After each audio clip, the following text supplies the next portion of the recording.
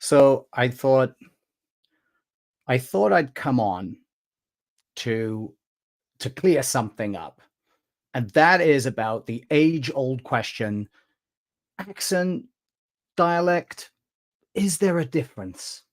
Is there a difference between the two? And because quite often they get used interchangeably, and we mean the same thing, but they're not the same thing. You see, the thing is, the other day, the reason I came on to talk about this was because I watched an interview with someone who is involved in coaching in voice, and that person said, "Oh, I'm from a linguistic background," so and they were right to say that a lot of people actually do use the terms interchangeably. They do, quite often dialect coaches do that as well. But then they went on to say that, they said the linguistic explanation or the linguistic definition of an accent is when you're speaking in a certain way that is in the same language. So if you're doing a British accent or an American accent or an Australian accent, then that's called an accent, right? Because that's your first language. But if you're doing a French accent or a German accent or Japanese or whatever it is, then that's called a dialect. And I thought, hang on a minute, that's not as I understand it. That doesn't seem to sound right to me. So I thought I'd do a little bit of research and make sure that what I thought was correct is correct, because I don't want to make an ass of myself and then, you know, and get it wrong, right? And put out more what would you call it? Misinformation, right? So I went to a book, this wonderful book I found on my shelf. It's called Mapping Applied Linguistics, and it's fantastic. I love it so much. Um, and in that book, they explain that a lot of people think of language as being, at the very top of the pyramid. There's good language, right? There's the way that is a good way to speak, the best way to speak. That might be considered the standard, the pinnacle. Okay, and that underneath that there's ordinary language. Like most people will use when they're talking to each other, and so it may not involve completely good language. It might have a bit of informal stuff in there, some colloquialisms, and so on and so forth. And then beneath that, there's dialects. And then there's just the wrong stuff, errors. Okay. So that is a folk theory of language, and how most of us have probably thought of language at some point in our lives. And the way that is different from how linguists think of it is that a language is comprised of different dialects. And usually one of those dialects, one of those varieties, is considered the standard one, right? It has come about by accident or through, historical events. Usually it will be because the people who speak it are the ones with the power and the money. And so that particular dialect that they speak will be the one that's considered the standard. But it's just another dialect out of many, right? All of those that share enough in common to be considered part of that language, right? And then also, linguists think of each dialect to be comprised of thousands, if not millions, of idiolects, because an idiolect is the way an individual speaks. It's all of the vocabulary, the words, the all their grammar, the way they put words together and so on, the way they use them, all of those things, including their accent, all of that is their idiolect. So really, a dialect is kind of a fuzzy sort of circle that comprises enough people that speak in a very similar way to each other.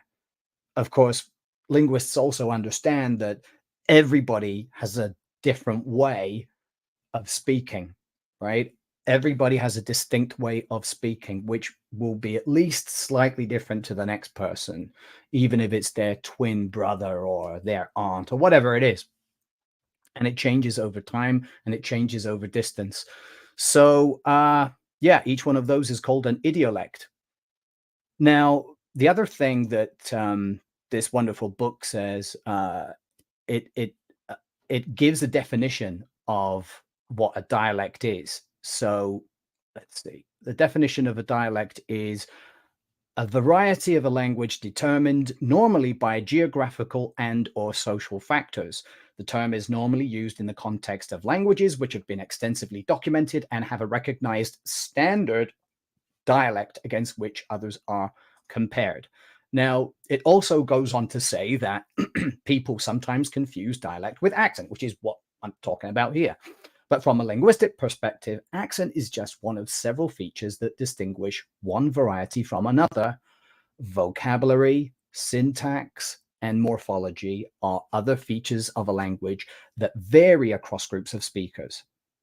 Dialects then include accent, and linguists use the term to refer to varieties that share with others sufficient linguistic elements for them to be called a single language. Okay, you with me so far? Right. So there's in this book there's a great cartoon, a really funny cartoon in which there's a guy on the left wearing a tweed jacket and a pair of spectacles. I should put my tweed jacket on for this. And he's smoking a pipe, and he's got a paintbrush in his hand, and he's next to a wall where he's written Edward in, kind of a serif typeface, right, very carefully. And he's looking at a guy in a bomber jacket with a baseball cap on backwards, who's just sprayed a tag on the wall.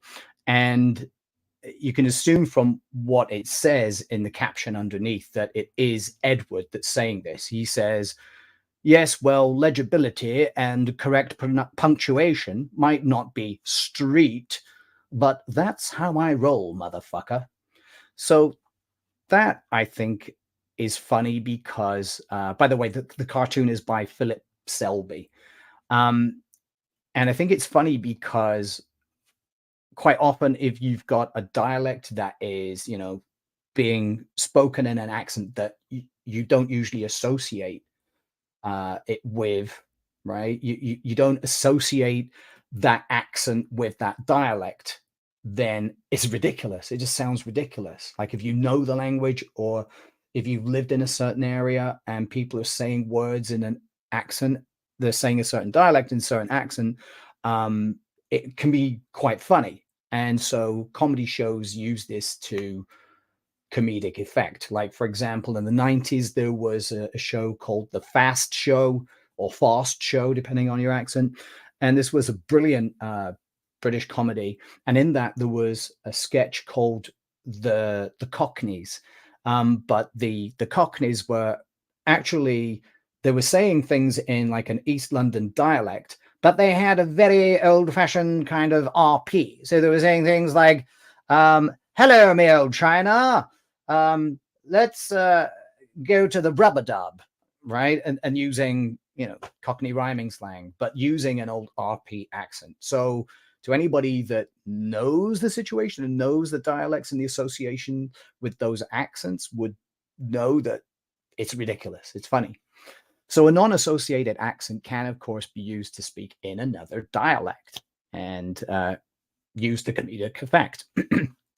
However, I do it all the time, right? My accent isn't a Canadian accent, and it's not exactly an English accent either anymore.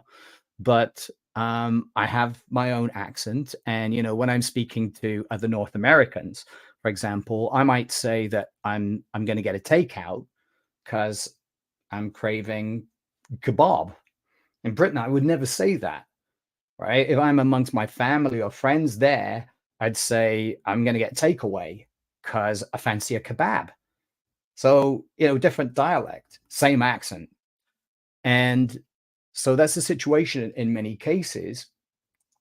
And another example is that, for example, in standard British English, you might say, I don't know if I'm staying home or going out tonight. All right. So that is in an RP accent. And the words and syntax I'm using are standard British English. I don't know if I'm staying home or going out tonight. Now, I could also say that in uh, a, a Newcastle accent, right? So I could say that in a Newcastle accent. For example, I don't know if I'm staying home or going out tonight. Okay. Not unusual to hear those words spoken in a Newcastle accent. But if you were to say it in a Newcastle dialect, it would be, I didn't know if I'm staying home or going out tonight. I didn't know if I'm staying home or going out the night. Different words. It's not just the accent. The words, like, for example, didn't. I don't. I didn't know. I don't know. In the same accent, but that was standard English, right? If I'm staying home, if I'm staying home, or going out the night, or going out tonight. Same accent, different dialect. Another example might be from Lowland Scots. And in Lowland Scots, you might pronounce the standard British as, I don't know if I'm staying home or going out tonight. Okay, that's one example of a Lowland Scots accent speaking in standard British or standard Scottish English. However, in Scots, that's more like, I dinna ken if I'm staying home or off out the night or off out the night, right? So I dinna ken if I'm staying home or off out the night. So we've got I dinna ken instead of I don't know if I'm staying home, if I'm staying home, or off out the night, or off out tonight, or going out tonight. So you see, there is a difference in the dialects, right? As well as the accents. So I'm just taking it to this kind of a British extreme to show how they are different, right? And usually an accent is associated with a dialect, but you can speak other dialects, especially if it's the standard, consider it the standard dialect in that accent. But to speak that dialect with a so-called standard accent, like RP, for example, or General American, would just sound ridiculous. Okay, because of the associations that we've grown to associate with them over time, right? Which are sociolinguistic. Anyway, I thought I would bring that to your attention. If you got any questions about this or any comments, then please do feel free to drop those into the comments below, and I'll be happy to answer them. Okay, everyone. See you soon. Bye.